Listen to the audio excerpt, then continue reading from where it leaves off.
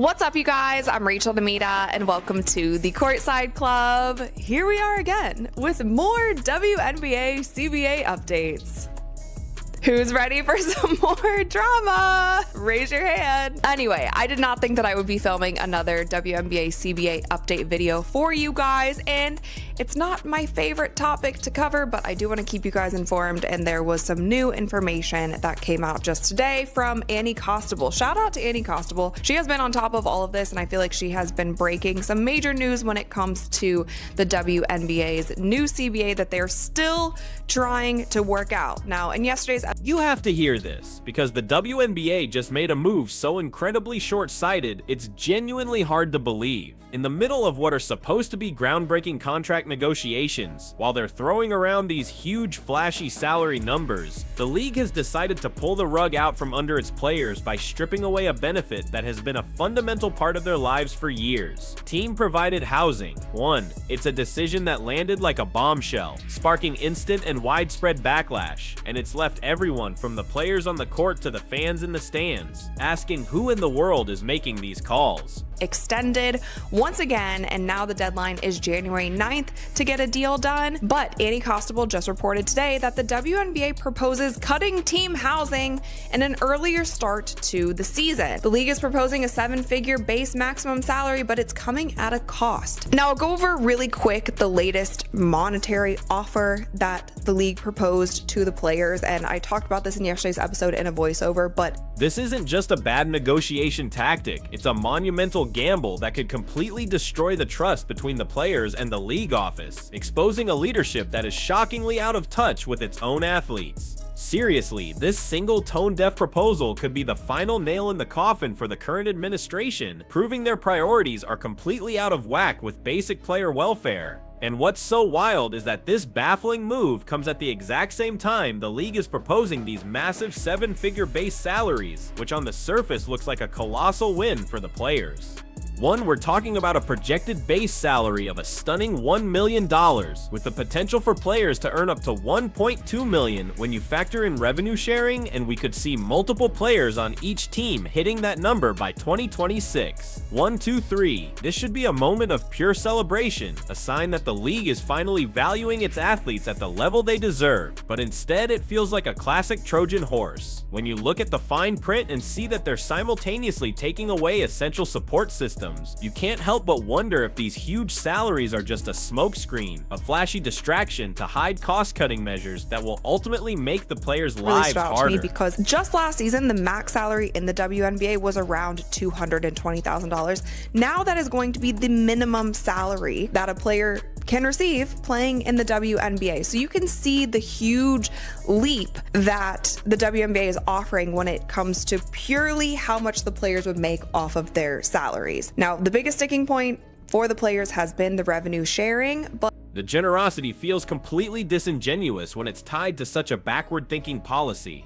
On top of the max salaries, the complexity deepens because the average player salary is now projected to shoot past $500,000, with even the minimum salary soaring to over $225,000. 1, 2, 3, 4, 5. Let's put that into perspective for a second. Just last season, the absolute maximum supermax salary in the WNBA was around $249,000. 2.6. So yes, the league is undeniably putting a massive leap in financial compensation on the table for its athletes. Those targets, they will get this revenue, and the salary cap will continue to increase as seasons go by. Now for the kicker, the brand new nugget of information that we found out just today.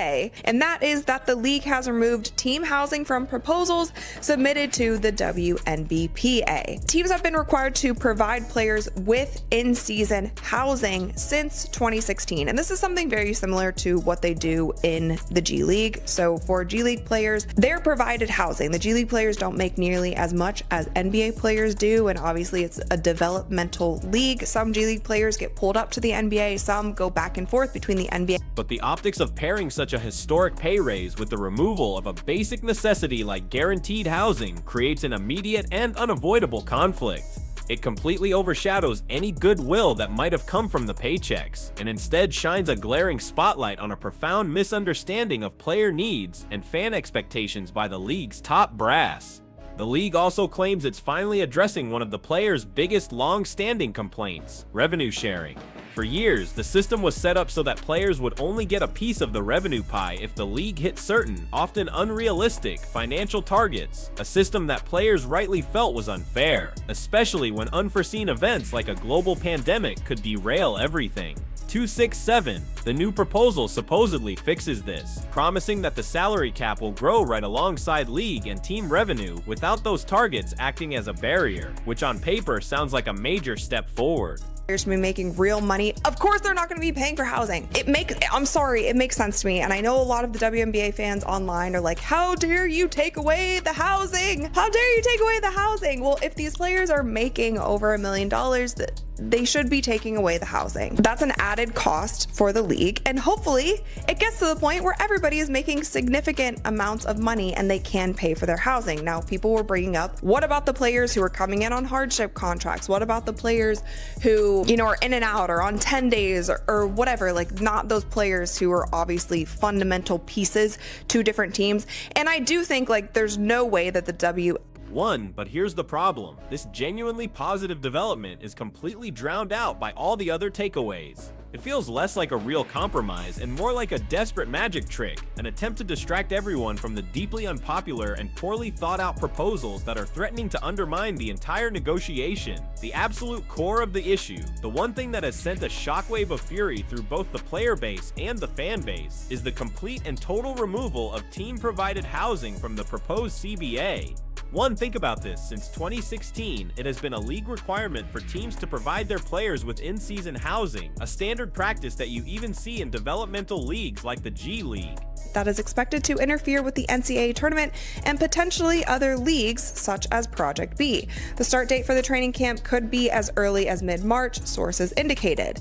The current 44-game regular season runs from mid-May to early September. The 2025 WNBA Finals ended on October 10th. I'm laughing because it's just crazy to see how short the season actually is when they put it like that. Mid-May to September, so May, June, July, August, September. It's not even a full 5 months for the teams that don't make it into the playoffs. For the teams that make it into the finals, it's 6 months of basketball. That's a very short season. 5. While the WNBA did offer a monthly stipend, which could range from around $1,000 to over $2,600 depending on the city, for players who wanted to find their own place, the decision to eliminate this benefit entirely is just seen as a colossal, inexplicable step backward. 1-8. This move screams of a tone-deaf approach from the league office, revealing a leadership that seems utterly disconnected from the day-to-day realities of its athletes, especially those who are just starting out or are on the lower end of the new salary scale. Back to my point of, we want to see the WNBA become a major sports league and be highly regarded and highly respected and have this be their full-time job. Like I feel like everybody's goal, if they get the right people in place in leadership in the WNBA, because it's kind of a mess from top down, but everybody's goal should be like, this should be their full-time job. The players shouldn't have to play in off-season leagues to make more money. They shouldn't want to play in off-season leagues to make more money. They should want to take those 3-4 months when we're talking about other leagues like the NFL, the NBA, the NHL. They would want that off season to rest their bodies, to rejuvenate. But when you compare this move to what the G League does, the WNBA's priorities become even more baffling. G League players, who are making significantly less money than their NBA counterparts, are still provided with either housing or a stipend to cover it. For the WNBA, a league that is actively striving to be seen as a major top-tier professional organization, to get rid of such a fundamental and supportive benefit is just mind-boggling. The league's argument is that players will now be earning enough to handle their own housing, but that completely dismisses the immense value of the practicality and security that team-provided housing offers. This is especially true for rookies new to a city, or for players who don't have established networks to rely on. On the success that you have, now they're in a super sticky spot. Now they're in a spot where there's players in the WNBPA who are signed to rival leagues, who own rival leagues, Do you think that Nafisa Collier and Brianna Stewart are going to be happy? It's a classic short-sighted, cost-cutting maneuver that does nothing but alienate its most crucial assets, the players, and severely tarnishes the league's image as a supportive employer. This blatant disregard for the lower-tier players is arguably the most infuriating and egregious part of this whole housing debacle. It is simply inconceivable that the league would draft a proposal that doesn't include any housing provisions for players on short-term or hardship contracts. You're talking about potentially leaving players completely stranded and scrambling to find a place to live in a new city on a moment's notice. To cut into Unrivaled season, do you think NECA's going to be happy that the WNBA is going to try to get them back into training camp in March, and she will just be coming off of Project B, where they're also making millions of dollars in Project B? I honestly don't even have a suggestion at this point, but I will say I have been one of the people since the beginning of time who has said there's no way. But the baffling decisions don't stop with housing. The WNBA has also put forward a proposal to lengthen the season, which includes a much earlier start date that would inevitably crash right into the NCAA tournament. 110. Under this plan, training camps could kick off as early as mid-March, a dramatic shift from the current schedule where they begin in mid-May. 1-6-10. While a longer season might sound good for revenue and fan engagement, the proposed timing is a logistical catastrophe, especially for a league that heavily relies on the annual influx of top-tier collegiate talent. $1 million with potential earnings from revenue sharing, increasing that number to $1.2 million, and multiple players per team can be up for that Supermax contract. This controversial move comes despite the league proposing a 7-figure base maximum salary, a seemingly massive win on paper. Salaries. Now, the biggest sticking point for the players has been the revenue sharing, but the salary cap is currently at $1.5 million per team, and this would increase to $5 million. And under the league's most recent proposal, the salary cap would grow with the league and team revenue regardless of 9. This isn't just some administrative oversight, it's a catastrophic failure of leadership to protect its most vulnerable employees. A blind spot this massive in the CBA negotiations makes the league's decision-making process seem not just foolish, but actively harmful to the well-being and recruitment of talent, particularly for those players who aren't yet in line to earn those proposed million-dollar salaries. 10. This decision once again highlights a stunning lack of strategic foresight. It creates immediate, unavoidable conflicts for all the incoming rookies and completely disrupts the established rhythm of the women's basketball world without offering any clear or viable solutions. The current 44-game regular season already packs a tight schedule from mid-May to early September, and players have already raised concerns about too many back-to-back games leading to injuries. Pushing to extend the season without first solving these existing player welfare issues isn't just counterproductive, it's reckless. 1. That proposed earlier start date would also create a direct and unavoidable clash with rival leagues like Project B and Unrivaled, two prominent ventures where many WNBA stars earn a significant portion of their income during the offseason. 5-11, forcing players to make a choice between these incredibly lucrative opportunities and attending WNBA training camp puts them in a completely impossible and unfair position. Let's be clear, this isn't just a simple scheduling conflict. This feels like a direct strategic assault on the players' autonomy and their ability to maximize their financial stability outside of the WNBA. 11. The league's leadership is effectively demanding that its star players abandon other major income streams, and they're doing it without offering a fully guaranteed comparable year-round living. It's a decision that could backfire in the most spectacular way, alienating the very talent that the league is built on. On top of all that, you have to remember that a huge number of WNBA players currently spend their off-seasons playing overseas in leagues across Europe, in Turkey, France, Germany, you name it. For them, the basketball calendar is already a grueling year-round grind. They often go straight from the WNBA finals to their international teams and then race back just in time for the next WNBA season. An earlier start date would compress these already demanding schedules even further, offering them practically no off-season whatsoever to rest, recover, and rejuvenate their bodies. While the ultimate goal might be to make the WNBA a player's sole full-time job, trying to force this change without a comprehensive plan for player rest and a globally integrated schedule just shows a fundamental misunderstanding of the current landscape of women's professional basketball. It's an aggressive and risky move that could push players to their physical breaking points and further alienate top international talent. And then there's the WNBA draft itself, which becomes another massive logistical headache under this new proposal. As it stands, the draft is held right after the NCAA Final Four, which gives rookies a few weeks to get their affairs in order before heading to training camp. 6. But if the WNBA season suddenly starts in March, you're left with two completely nonsensical scenarios. Either the draft has to happen while the NCAA season is still in full swing, or players get drafted and are then forced to sit out for an entire year before they can even play. 5. Neither of those options makes any practical sense whatsoever. This kind of oversight points to a leadership team that is woefully unprepared, making sweeping decisions without taking a moment to consider the cascading chaotic effects they will have on key league events and the entire pipeline of new talent. This whole chaotic and messy situation really feels like the predictable outcome of years and years of the WNBA being treated as an afterthought, not just by its own leadership but also by the NBA, which still owns half of the league. When you consistently fail to prioritize long-term strategic planning, you inevitably end up in these kinds of sticky, self-inflicted predicaments. You find yourself trying to ram through drastic, reactive changes without having any clear solutions for the conflicts you're creating. The league's current leadership is now scrambling to expand and capitalize on this incredible wave of newfound popularity, but their frankly dumb decisions are exposing a deep-seated legacy of neglect that has left them completely ill-equipped to navigate this rapidly changing professional landscape.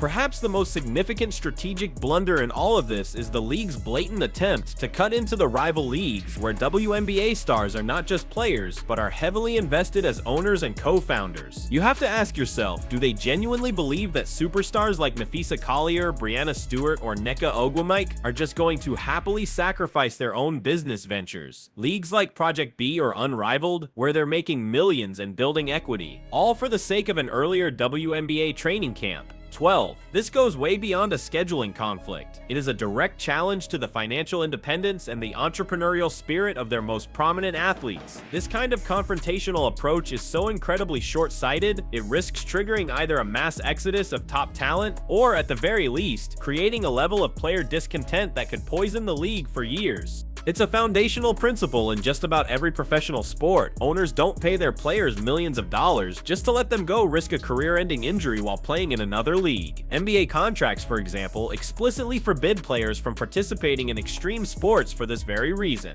What the WNBA's leadership seems to be doing here is trying to assert that same level of control, but they're doing it indirectly through this extended season. Instead of writing it into the contracts, they're trying to force players out of rival leagues by creating an impossible schedule. But this passive-aggressive approach is an incredibly dangerous game to play. It antagonizes the very stars they desperately need to grow the league, and reveals a leadership team that's unwilling to address the reality of the competition head-on. Instead of fostering collaboration, they're opting for a disruptive and potentially self-destructive workaround. When you peel back all the layers, the underlying rationale behind these dumb decisions seems to be a desperate, almost clumsy attempt to consolidate power and crush the competition, all while trying to disguise it as some sort of benefit for the players. By extending the season and creating these scheduling conflicts, the league's real hope appears to be making it impossible for players to participate in those lucrative off-season leagues. The goal is to secure their exclusive commitment, but they're trying to do it without explicitly banning it in the contracts. This manipulative strategy, however, is coming at the direct expense of player well-being, the trust they've built, and the overall integrity of the league. This kind of heavy-handed approach, essentially trying to control every aspect of a player's career without having a transparent conversation about it, is absolutely destined to create deep and lasting resentment. It completely undermines any perceived progress that has been made in player-league relations over the years. The way these negotiations are being handled feels less like a collaborative effort to build a better future, and more like a high-stakes power play. The league seems to be breadcrumbing details and leaking proposals to the media in an attempt to sway public opinion in their favor. This utter lack of transparency and the constant shifting of proposals only serves to erode trust even further, making it nearly impossible for anyone to understand the true motivations behind these incredibly controversial changes. An approach like this strongly suggests that the leadership is far more concerned with winning a public relations battle than they are with genuinely finding solutions that are mutually beneficial for both the league and its players. This only reinforces the perception that these are, in fact, dumb decisions being made in bad faith. The WNBA is standing at a critical, potentially historic juncture with a level of popularity and a potential for growth that is completely unprecedented. And yet, these current CBA negotiations, defined by the absolutely baffling removal of player housing and a disastrously unplanned season extension, point to a leadership team that is simply not equipped to handle this moment. These dumb decisions are putting the league on a dangerous path, one that risks alienating its players, frustrating its rapidly growing fan base, and completely squandering the hard-earned momentum that has brought them to this incredible point. Without a major course correction, and without adopting a much more player-centric and forward-thinking approach, the league's leadership is actively jeopardizing its own future. They are proving that even when you have millions of dollars on the table, a fundamental lack of foresight and empathy can be enough to derail an entire enterprise. Ultimately, what these negotiations are exposing is a leadership team that is struggling to adapt to the league's own burgeoning success. They seem to be clinging to outdated ways of thinking while simultaneously trying to impose aggressive and poorly conceived changes. The short-sighted cuts to essential player benefits and the clumsy, chaotic handling of the season extension are not just minor missteps, they are fundamental strategic errors that call into question the very competence of those at the helm. If the WNBA truly wants to elevate itself to the next level, it desperately needs leaders who can make smart, sustainable decisions that prioritize long-term growth and, most importantly, the well-being of their players. They need leaders who inspire confidence, not ones who continually make choices that leave everyone shaking their heads and wondering if the current administration is even fit to lead.